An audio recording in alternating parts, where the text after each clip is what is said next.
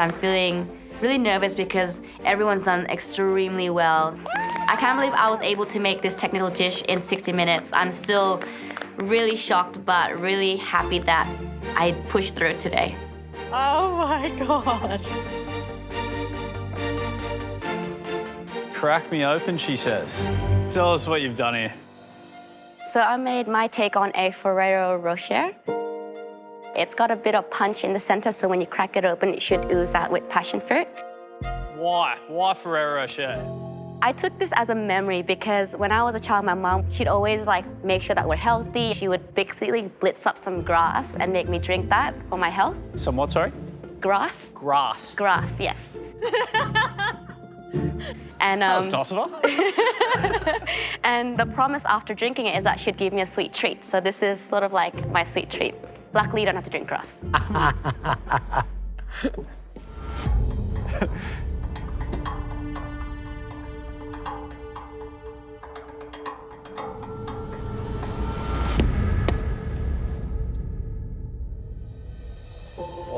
Oh, it's like an egg.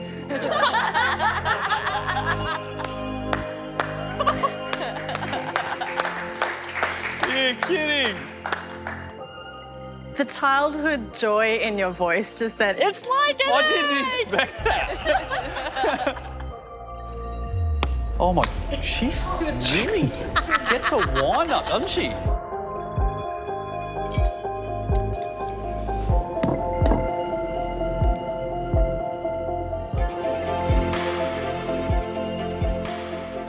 Before I go to town on it, take me through all the elements.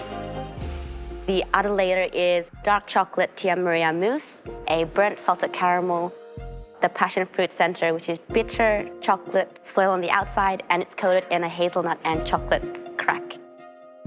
And gold leaf. Oh, and then gold leaf on the outside. And a bit of dehydrated raspberry. And a bit of raspberry because, you know, I was wearing red here and on the picture as well.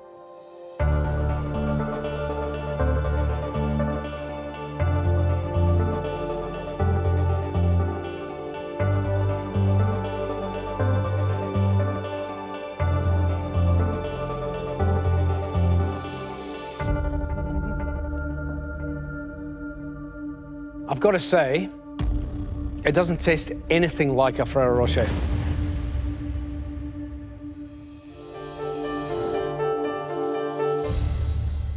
But it is one of the best desserts I've eaten this year. It is so delicate on the inside. That passion fruit as a liquid, encased the coating, the Tia Maria mousse with the caramel is soft and just like silky.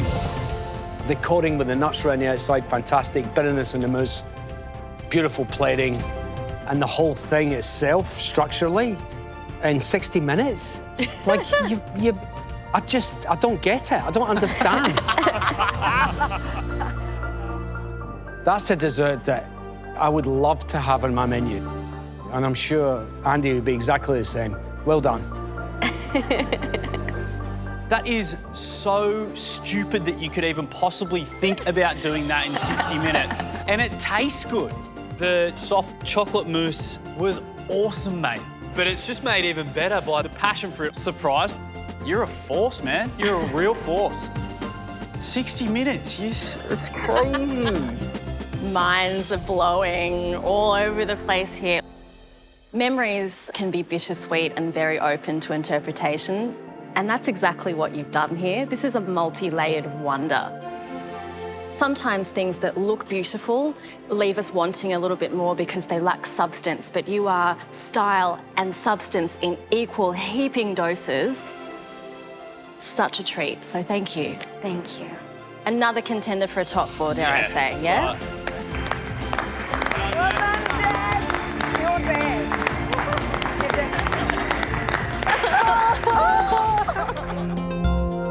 I'm praying that somehow my dessert will get us through because the pasta really wasn't cooked. We kind of knew it was going to be a bit of a disaster. Baked salmon lasagna, crispy skin on the top, and rocket and fennel salad. deep-fried meringue stuffed with chocolate, chestnut puree and orange zest, served with a choc chip cream.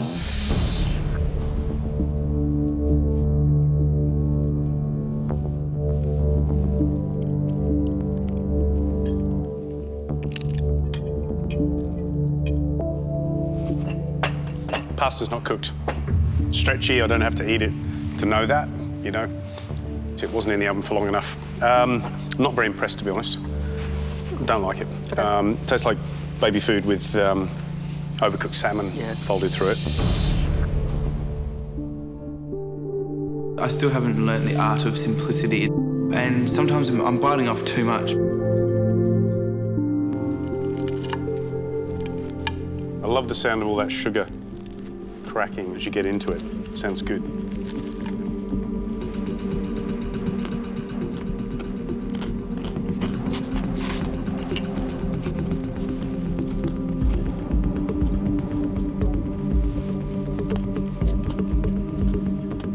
Oh. The last time you did it was a completely different recipe. You had absolutely no idea what you were doing, did you? On the last one. But this one, you've nailed it. This is fantastic. I love it. That's got the lightest texture to it. It's like a donut, but it's so light. That's got to be my favourite dish of today. Thank you.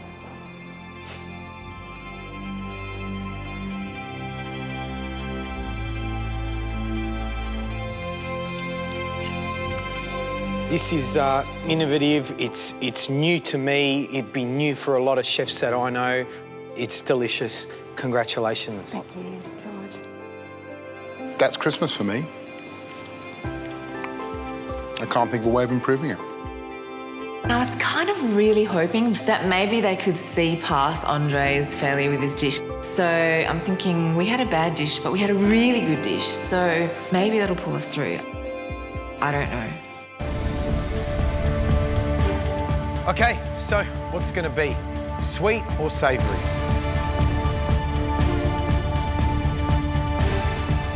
Christmas dessert. Wow, Christmas dessert. Wow, not what I thought. Not what I I did at all. Well, Harry, we'll leave you in Shannon's capable hands, and we'll look forward to your delicious dish. Thank you. Good luck, Harry. Good luck. Thanks, guys. Okay, Harry, you have 75 minutes and your time starts now. So when time starts, I run up to the pantry and I'm grabbing things like mango, I've got kiwi fruit, strawberries and also berries as well. Take them. Today I'm going to do a modern take on a Christmas pavlova. When I think of pavlova, I think of, all these beautiful seasonal fruits. This whole dish has to have a perfect balance of sweet, sour and tartness. So I have to make sure that my meringue's not too sweet and, I've got some nice tart, fresh fruit to go with it as well. What else is good? Hurry up, Harry. Got to get cracking. Yeah. Come on, mate. Okay, Harry, take me through. I'll draw you a picture.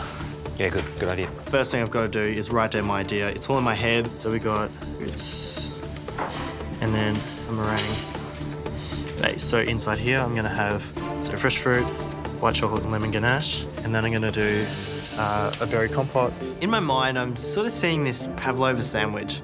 So there'll be meringue on the top and the bottom of the dish, and in the middle will be ganache and a compote and coulis. And it's going to stand upright like a piece of art on the plate. Is this the little macaron type? Yeah, okay.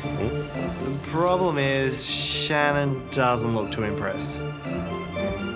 Yeah, not a fan. The Vue de Monde pavlova, right, this is the plate. We had all the flavours beautifully piped in mini circles, and it looked spectacular with all these little shapes and dots all over the plate. What I'm saying to you is that if it doesn't look absolutely perfect, this plan is a good backup. Shannon's not thrilled with the concept of my dish, and he's trying to tell me how he would plate it at Vue de Monde, but I can't see it. I'm going to keep that in mind, but for now, I've got to stick with my gut. I know I'm taking a risk, but I've got to put my best foot forward. This is really surprising me. Harry's ignoring Shannon's advice, which is a pretty brave move considering immunity's on the line. If he pulls it off, awesome. If he doesn't, that pin's gone. I don't have time to second guess myself. I've got to get onto this berry compote.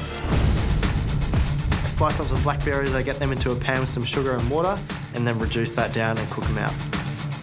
This will give the dish a good kick of tartness to balance against that sweetness of the meringue. I'm feeling really good about the cook, but then I see Shannon walk over to the storeroom, and that can only mean one thing. Here comes Lachlan. Okay, mate, this is it. I'm fighting for an immunity pin against Lachlan Colwell from Henley Farm, and if I know anything about that place, this challenge is going to be tough. Hey, Lachlan. Shannon? You said you weren't good at desserts. Yes. But guess what? Harry chose Christmas dessert pantry. Why? Harry, why? Seriously? Oh, here we go. Okay, you need to bring us a dessert with some sort of Christmas in flavour or story about Christmas that means something to you. Yep. You've got 60 minutes and your time starts now. I look over at that pantry and think I have to theme something around what I had for Christmas this year. I was looking at the spices and the dried fruits and I thought, well, I don't really have time to make a pudding, so I thought of ice cream pudding. It's a very Australian way to celebrate Christmas. You don't really want a hot dessert at Christmas. You want something nice and cold. Sugar, sugar, sugar. Lachlan, you've already taken 2 minutes. Thanks, Shannon, that helps. Pleasure.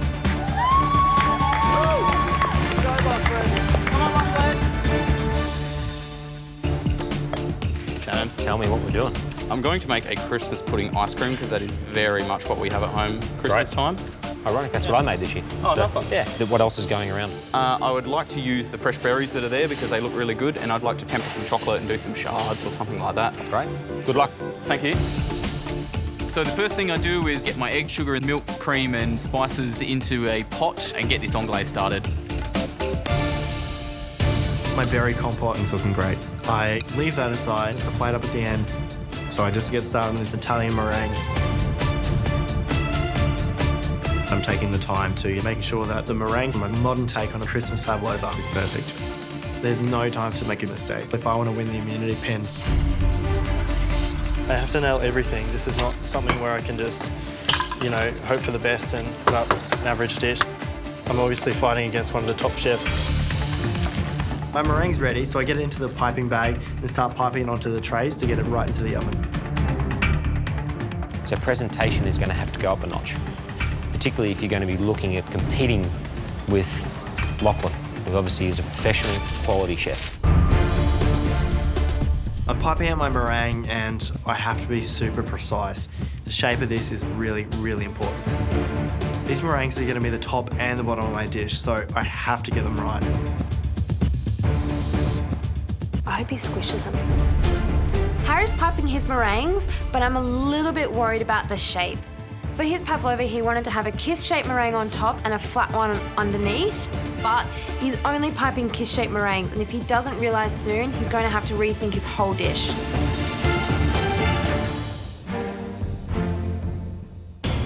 Well, there's a surprise. I think every indication was that Harry was going to go savoury. He's picked sweet for his challenge. It'll be interesting to see what they've done. Let's bring the first dish in.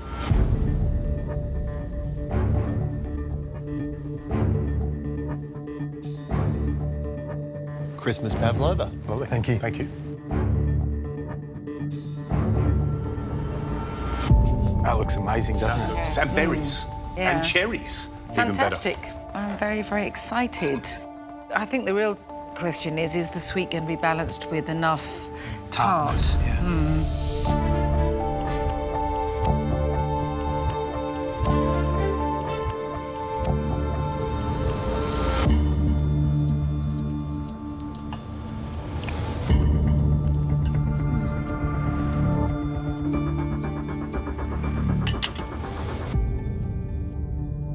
I have to say, I like the generosity of all the different sort of fruit. It made me smile. And for me, I'm old-fashioned, all that red, very Christmassy. That combination of raspberry and blackberry and cherry with that little head of port is really nice. The cherry's a nice addition to that dish. The meringue's really sweet. Like, there's an overriding sweetness. I like more cream. I want it to be balanced so it's soft and crunchy. You need some coolness there. You know what it is? I think if you're going to pull apart a pavlova, pull apart the best bits off that pavlova. Yeah, the crunchy bits. The crunchy, the chewy, the marshmallowy. For me, that's the three bits that I love about a pavlova, and what I've got here is a lot of sweetness. Right, guys, let's go.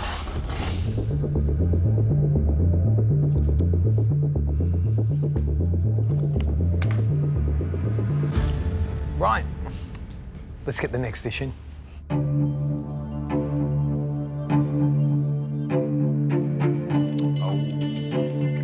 Australian summer, Christmas pudding with fresh berries and tempered chocolate. Yum, yum, yum, yum, yum. Look at that.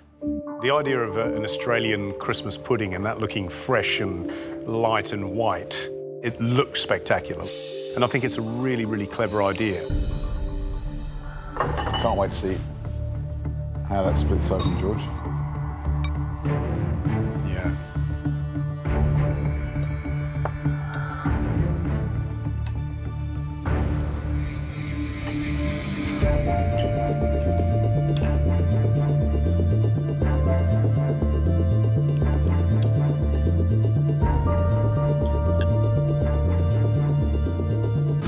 So, what do you reckon on that? I think it's a fun idea, putting a snowball on the table. And I love those toasted nuts. They bring a really good crunch to that hard-set parfait. Well, for me, it's just that little reminder of Christmas. So it's light, it's summery, but there's that little reminder that you're at home and that smell of spice and fruit. I think it's subtle, I think it's sophisticated. I love the idea of that little sort of nut snow that's on the top of the dessert. And those shards of chocolate, delicious. The only thing it's missing is brandy. Yeah, I think it needs some booze in it. I actually thought, you know, it's just a teeny bit too non-committal and elegant and not kind of like, oh, come on, let's let it all hang out, let's put in a bit more fruit, let's put a bit more booze in. It doesn't really sing too much of Christmas to me. I want loads of fruit in there. Right, let's go.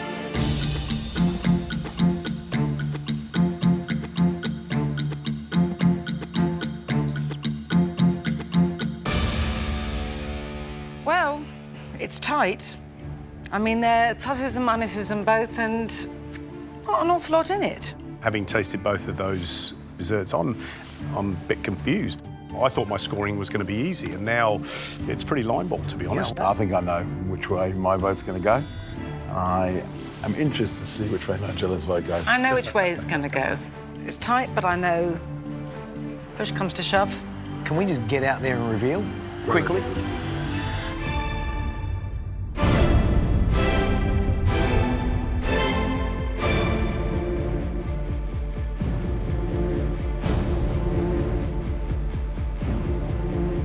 What a great day. We need to know which dishes you cooked. Harry, what did you cook? I cooked the pavlova.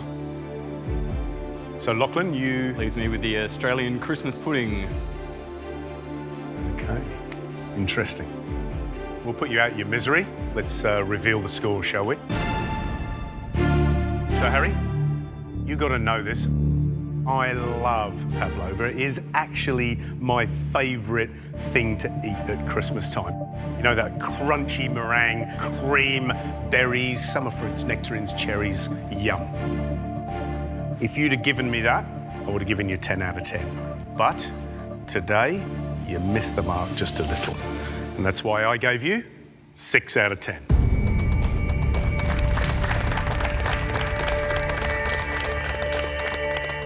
Harry, I scored your dish 6 out of 10.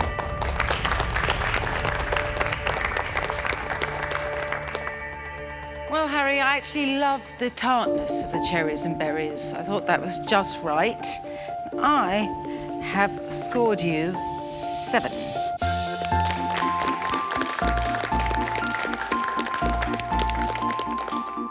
Harry, there are a few more evocative flavours of Christmas for me than port. And you got that right with the cherries.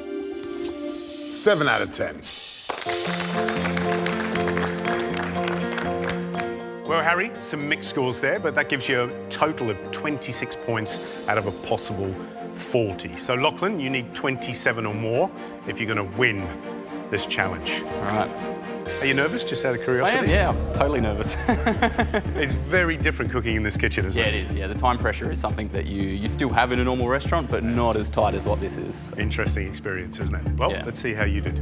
Nigella, do you want to do the honours? Well, Lachlan, speaking as a home cook, I felt it was really more about form than flavour. And I scored you 6 out of 10. Harry's got 2 6s and 2 7s, and I'm sort of calculating the score here, and I'm kind of worried about what I've got to get. Well, Lachlan, I love the idea of that little frozen snowball that you made. Simple and sophisticated. And that's why I gave you 7 out of 10.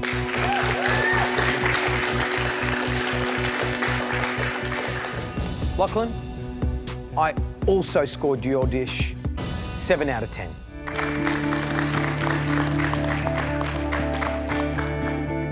Love the texture, loved the toasted nuts inside and the fruit.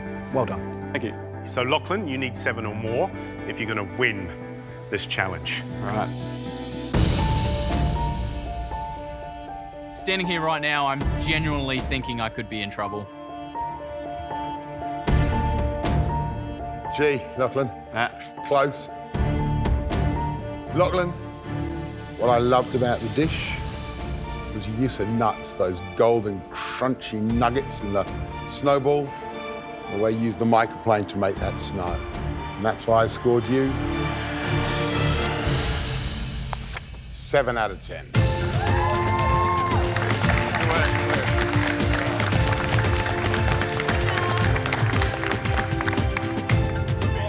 Thank goodness for that, Lachlan says, huh?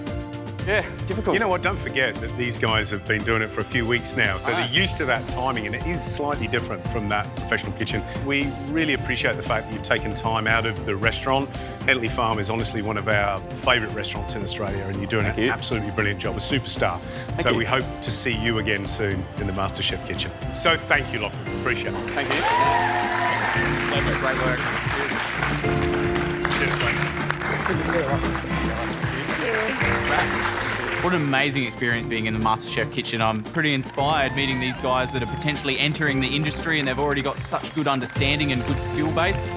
I'm totally stoked that I won. I felt the challenge, I felt the pinch, and I'm kind of happy about that. I go home with my head held high.